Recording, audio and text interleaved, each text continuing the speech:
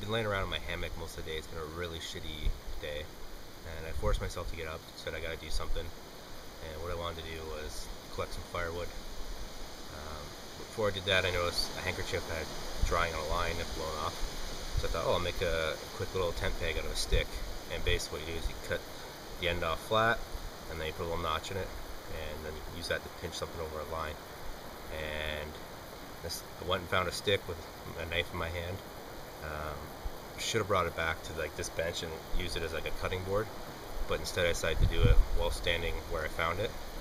Um, First of all, this is a knife I have. It's pretty damn sharp. Um, it's kind of like a combo hatchet slash knife slash machete when I'm out here. And as you see, I've got two fingers bandaged up right now. I was holding a piece of wood like this, and it actually was so sharp it cut right down the center of it. And I got a good cut across here and a nick there. A lot of blood came out very quick. I ended up grabbing that handkerchief and wrapping it around it, which wasn't exactly sterile, but I had to do something to stop the blood. I was then fumbling through my pouch trying to get my first aid kit, find the right size band-aid, open that up. I had two wounds that I had to dress.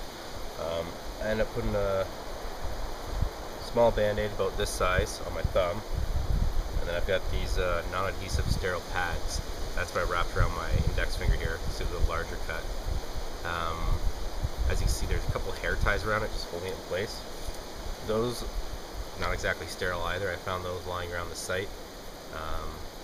Found three of them. They were just sitting here on the ground, and they were convenient at the time. Luckily, it doesn't seem to hurt yet. I'm sure it will hurt a lot more later.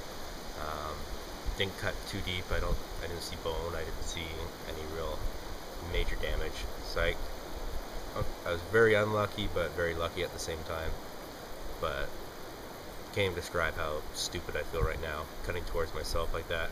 And it's one of those things that I knew, just like every time you pull out a knife, you think, don't cut towards yourself. It's been drilled in you since you're a kid, especially if you took cubs and scouts and all that, which I did.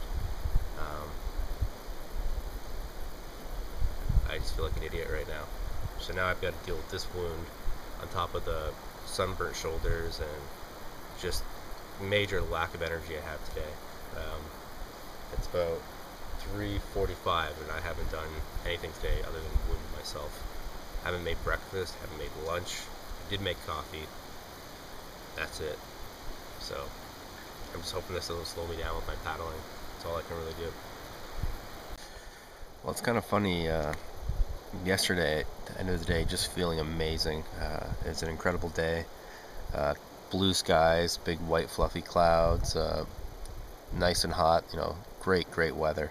It was a bit windy, but it was a day I figured everything out. I suddenly figured out how to control that canoe on my own.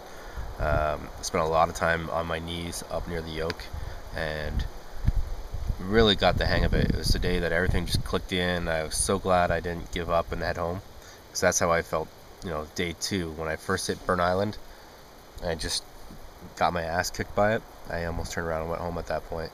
I thought in the morning that's what I might do. Instead, I pushed on.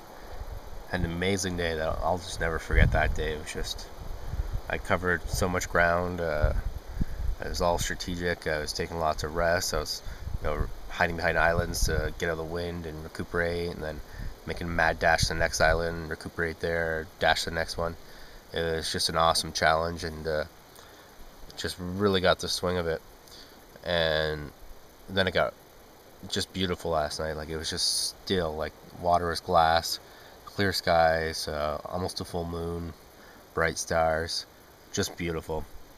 And I bundled up pretty good before I went to bed because it's starting to get cold, and slept great all night, but just today I couldn't wake up. Didn't roll out of bed till about 11. Got up, made coffee. Then when I sat down in my hammock, I fell back asleep for an hour or two. And then I got up and I'm like, I gotta do something. I gotta make myself do something. So I cut my fucking fingers. And now it's like the whole trip it's been soured. Now I gotta worry about how I'm gonna get out of here. It's a good, 20 kilometers of canoeing at least. And as you can hear, it's pretty windy today. The wind has done a complete 180. It's now going the way I would have liked it to go the whole way in. And I just moved my camera. But now it's going the opposite direction, so I'd be going into the wind again. So it's not even like I'm going to have a tailwind. It could change, like, we'll wait and see what tomorrow's like, but I don't know. But it's making me realize just how useless that spot device is. You know, it's okay to, you know, for some things, but for its price, it's just a piece of crap.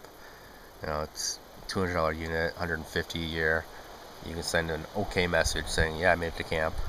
Custom message, you know, how are you gonna know what you need to say there? Mine's just, you know, bad weather, staying another day. If I was, you know, gonna stay on this site an extra day to let my finger heal a bit more, I could press that one. That only gives me a day to cross Burn Island though, and in my condition I don't want to do that. There's 2 help messages. One's in SOS. They'll send in a chopper. I just don't want to press that for a finger. The other one's a custom one that'll just go to the girlfriend, and like I never even really briefed her on what to do. I did last time. I'd hope she'd still follow that, but I didn't, you know, do a refresher on that. Alright, so I've had a fair bit of gear failure along this trip. First of all, you'll notice my spork. This is brand new before this trip. It's about $250 at Mech. My friend got one before our last trip, and I was so impressed with it, I went out and bought one to replace my spork. As you can see, it snapped right in half. Really wasn't applying that much force to it. I'm shocked.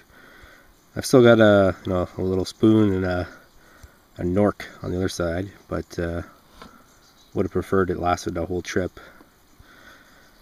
The next thing here, this is a little belly pouch without a strap. I use this just for all my toiletries and small little odds and ends. There's a first aid kit in there, batteries, all sorts of fun stuff. But you'll notice up on the top here, I've had to sew this section back together. It was so packed full that it just busted open. White thread was all I had, so that's what I went with here.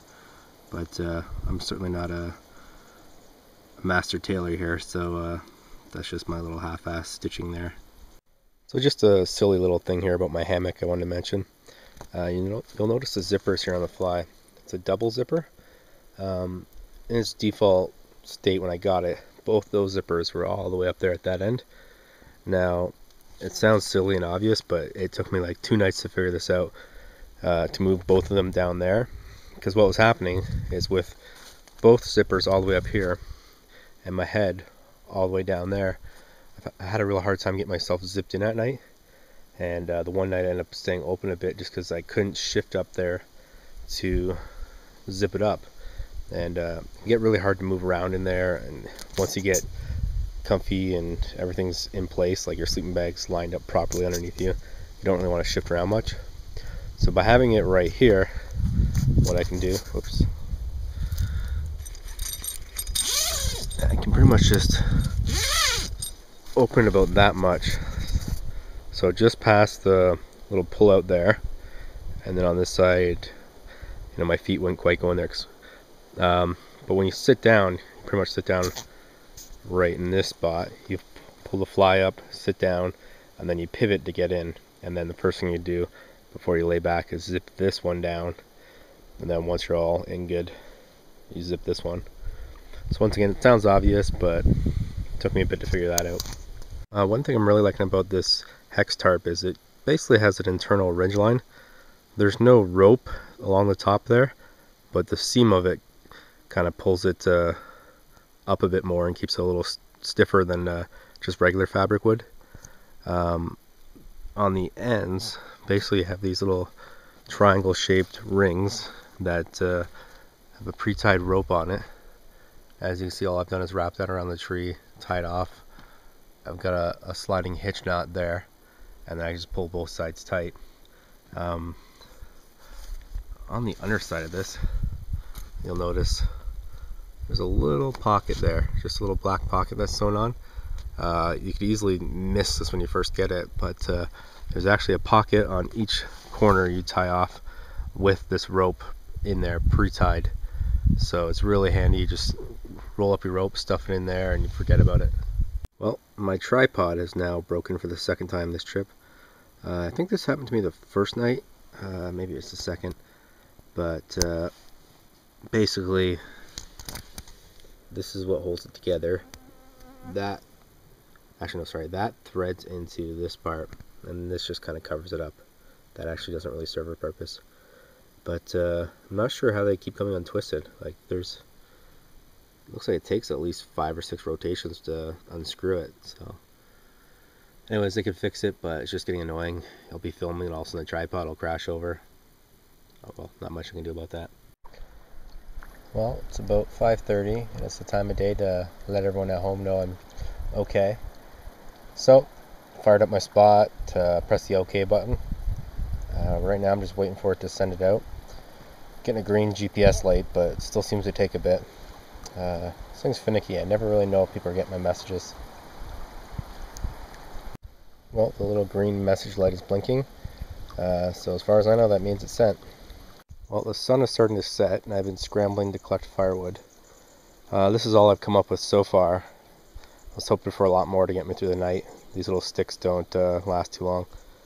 There's tons of them. It's just a matter of collecting them and putting them all close to the fire. It's not going to be easy to find them at night, so I want to do that before it gets dark. There was a big log here I started to process. I pulled out my Saviver and started hacking away at it, but once I cut through it, I could see that it was quite wet on the inside. So it's not going to burn. You can see that it's just over here. I had it stuck between this double tree here to hold it while I sawed it. Well, it's currently raining, which it does a lot here, and I'm just hiding out under my tarp. It's going to be getting dark soon, so I'm not excited about that. I was just about to start making dinner when it rained, and I'm not a big fan of cooking under my shelter, both for fire safety reasons and attracting bears. And I've had enough bad luck today that it just doesn't seem worth it. So debating just slamming back some beef jerky and quick snacks like that, and then calling it a night. All that firewood I collected, I don't think I'll be using. It's probably wet already, but oh well, I'll just retire early, get up bright and early, and even if it's raining like this tomorrow, I don't mind so much because that means the lake's probably gonna be flat. That's not a guarantee. You could have both rain and wind, but well, all I can do is hope for the best. Tomorrow I want to at least get out of Little Otter Slide and onto Burn Island. I'm going to try and cover as much of Burn Island as I can. It really depends on the weather. I might do half, I might do a third, I might do 2/3. It's hard to say. I'm supposed to be on Burn Island for 2 nights, then 1 night on Teepee. I was going to go out through Little Doe and then down the Oxum River into Teepee. I'm thinking now, just because the portages might be tricky with my hand, that I'll just walk my canoe down the portages in Joe Lake like I did last time. That really cuts down the number of portages. And who knows, maybe I'll get it out of here a day early. Could take an extra day, I really don't know. Alright, so I've crawled into the hammock a little early tonight. It's about 9 o'clock. It's not even completely dark yet. The rain stopped probably about half an hour after it started, and I just had a quick snack and hung the bear line, cleaned up. Just wanted to get to bed early tonight.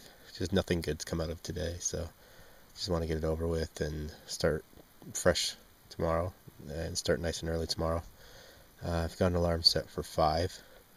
It's a bit before the sun comes up, but I want to be packed by the time the sun comes up and try and get some distance down while it's still flat on the water.